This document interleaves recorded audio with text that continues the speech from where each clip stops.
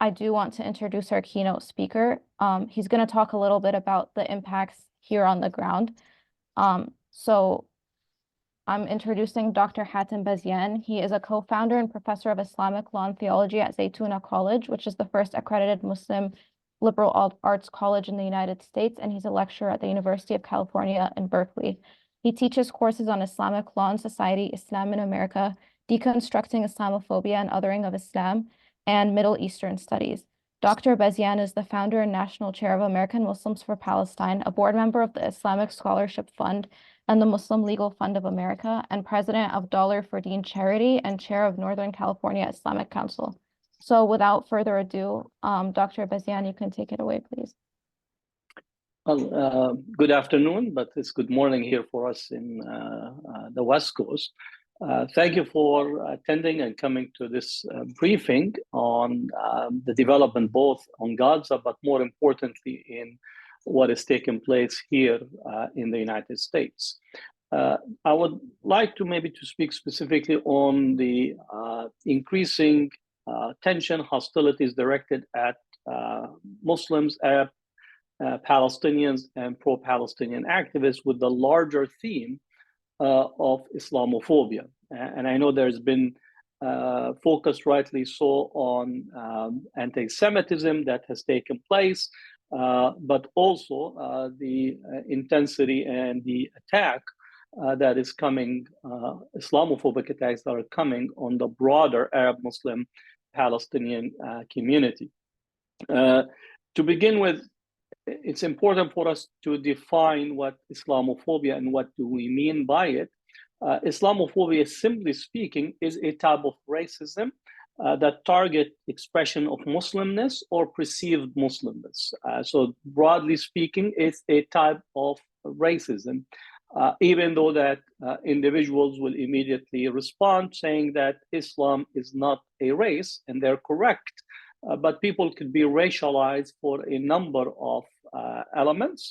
They could be racialized for their physical appearance. They could be racialized for their religious background. They could be racialized because of their linguistic background. And I think if we think about all the elements or the factors, Muslims for the majority are from the global South. They tend to be from a minority background. In the United States, the largest two segments of the Muslim community is the Black community, Black Muslim community, and the immigrant community, Indo-Pakistanis and Arab immigrants. So in this sense, it's a type of racism that targets expressions of Muslimness or perceived Muslims. So our Sikh brothers and sisters tend to face Islamophobic attacks from perceived Muslimness. Now, often Islamophobia intensifies during election cycles, not necessarily during terrorist attacks, even though that sometimes we do see a spike. In this case, we have a unique circumstances that development in Gaza and the war on Gaza have resulted in a massive upswing of Islamophobic attacks. And I do think that part of what we are experiencing is directly connected to positioning for the 2024 elections, meaning that people are assessing whether targeting and hostilities toward Muslims, Palestinians, in particular, some of the activities that take place on campuses, whether that could be utilized as a wedge issue. And at least in the case of Florida, we see this phenomena, thinking that the possible fanning the flames of Islamophobic discourse relative to Gaza and Palestine might register an impact in the 2024 elections. Islamophobia in the United States have already tipped toward violence. We have seen violence escalate in the past, but we have the stabbing death of Wadi al-Fayoumi in Chicago, Illinois. And this is actually can tell us the responsibility of both the media on the one hand, but also political and civil society leaders.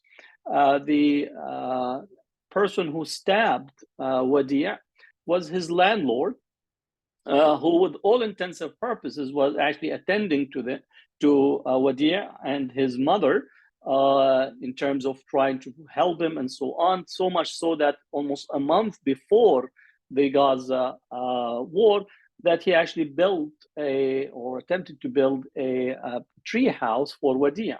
But the intensification of Islamophobic discourse in the media and among political leadership transformed an older man to go to knock on the door of Wadia and his mother, beginning by stabbing the mother. She stabbed 14 times, and then as the mother attempted to get help, stabbed Wadia 26 times. So this will be for us a lesson on the impact of demonization and fanning the flame of demonization in the media on the one hand, and political leadership, in essence, making a person, an elder person, who, with all intents and purposes, saw Wadia possibly as a grandson that he didn't have, that transformed from looking at him as a place where he could express his love, affinity, and attention,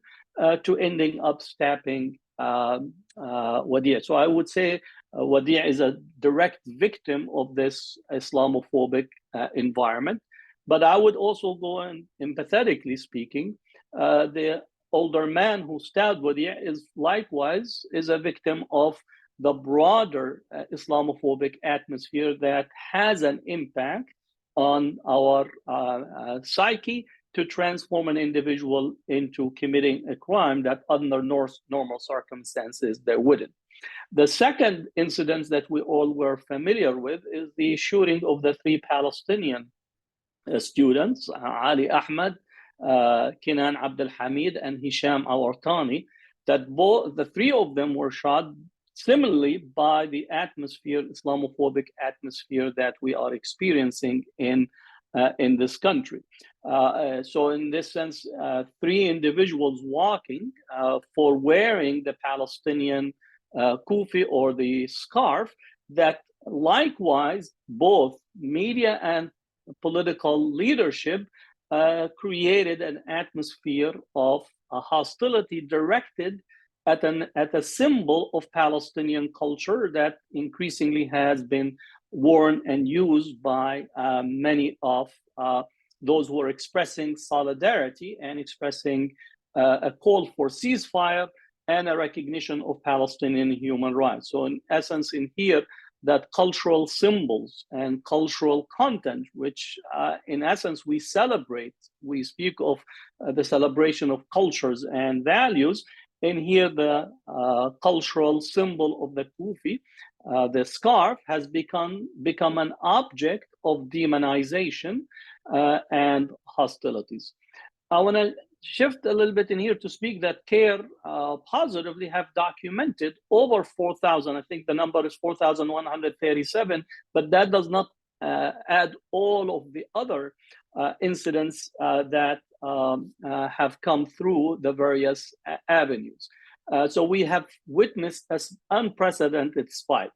Now, just the figures that we are having in terms of data should be always understood to be a limited collection of data. In a research that has been done by our own Haas Institute for Othering and Belonging, showed that 93% of Muslims who face Islamophobic incidents end up not reporting. So if we take the data that comes out from Othering and Belonging and cross-examined with this, so if this represents only the 7% of the data that ends up reporting, we could see that the reality on the ground tends to be overwhelming in relations to the Islamophobic incidents. And I would like to focus in particular on the whole phenomena of doxing the students who are expressing pro-Palestinian sentiments on college campuses. Now, in here, I think it's very critical to say that student activism is one of the bedrocks of American history. Where would we be without the mobilization on college campuses early on in the history with the suffrage movement, the labor movement, the Vietnam period movement, free speech movement here at Berkeley, the environmental movement, the sweatshop, so you name it. The fact that we are demonizing pro-Palestine activists by allowing the doxing without actually defending the students. You might disagree with their perspectives, rightly so, if you have. This is, again, a First Amendment right to be able to speak and advocate on your behalf without violating the laws. But what we're seeing is allowing the doxing to take place, allowing the demonization of the students, using all kinds of innuendo, whether in terms of taunting them with ISIS, calls of that they are like ISIS, they're supporting of terrorism, references to that they are pro-Hamas. All these are in essence allowing an atmosphere of open hostilities, demonization, and directing almost an exclusionary measure toward those students. This doxing included professors who were actually writing editorials to call for not hiring their students, which for me is an abdication of academic responsibility. Your role as a professor is not to create a replica of yourself. It's not for you to produce a student that will parrot out your position. What you want them is to assess a variety of point of views, a variety of evidences, and arrive at a conclusion, their own at point, an educated conclusion, and be able to defend it with sources, citation, and verifiable sources. The fact that a faculty member saying because they disagree with the position of their students that they should not be hired is really an abdication of the basic foundation, academic foundations that we are dealing with at American universities. And I know that there are calls across various academic institutions of specifically censoring Students for Justice in Palestine, censoring Palestine Solidarity Committee, censoring individuals who call for the PDS, boycott, divestment, and sanction. Again, a person can take an opposition point of view to those, but to actually say that this is a something that should be restricted, should be legally deemed to be legally restrictive is something that we should not stand for, because again, the long history of boycott, it's such well-established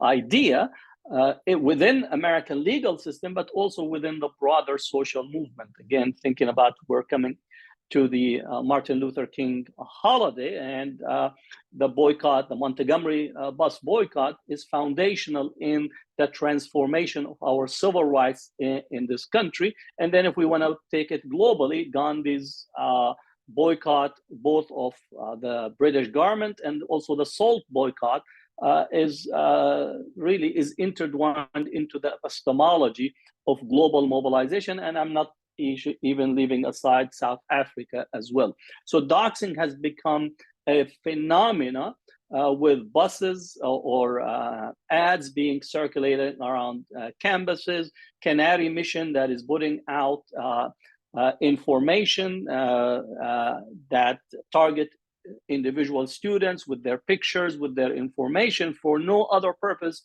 than upholding their First Amendment right to speak on issues of concern, especially an issue of concern where the United States actually is sending our own tax money to support a foreign state, Israel. So in essence, we're actually undermining the rights of American taxpayers to speak on an issue that they're paying for, all right, which is in essence funding for Israel. So doxing is a phenomena, the firing of individuals from their jobs or withdrawing their offers, especially for a number of recently graduating law students. And this, again, is a violation of civil rights, in essence, targeting or actually firing individuals for expressing their political point of view outside the domain of their employment. And if anything, we should be defending the rights of individuals, and a democratic society is to include all participants in expressing the point of view that they have. So firing individuals because of political expression outside the confines of their employment, specifically on pro-Palestine expression, while on the opposite side, those who are expressing almost genocidal statements go unattended or unspoken to in general. We have a number of cases where literally doctors, which you would think that they would be those who at the highest level of protecting human life, calling for wiping out Gaza, that these are subhuman, there is no innocent in Gaza. So these statements go unattended. Again, I am not asking, nor I would call for firing individuals for expressing their political statements in this way, but we are seeing a complete discriminatory application of these standards. If I want to highlight in terms of how to understand Islamophobia in the current context, we have a heavy, intense prejudice directed at Arab, Muslim, Palestinians, and pro-Palestinians. We see it in the language, we see it in media, we see it in the differentiated treatment that are accorded to individuals belonging to this group. So in that sense, Arab, Palestinians, Muslims are citizens on probation and citizenship by exception, and we need to change this and alter it. There is phenomena or discrimination that is discrimination directed at individuals. There is discrimination actually in the school system. The recent report that CARE have carried out in California, and I wrote an introduction to it, that school-age kids experience prejudice and discrimination because of their Muslim identity in the school. 46% of those who were surveyed have expressed that this is what they are facing, including from their teachers and those in leadership. So if the teachers and leadership actually is expressing such a phenomena, we could actually wonder how the rest of the everyday society or everyday person is engaging them. Then there is exclusion, where Muslims are excluded. Muslims, Arab, Palestinians are excluded from participating in civil society. And I think in here, the exclusion of CARE in particular is one of those focal points of Islamophobia.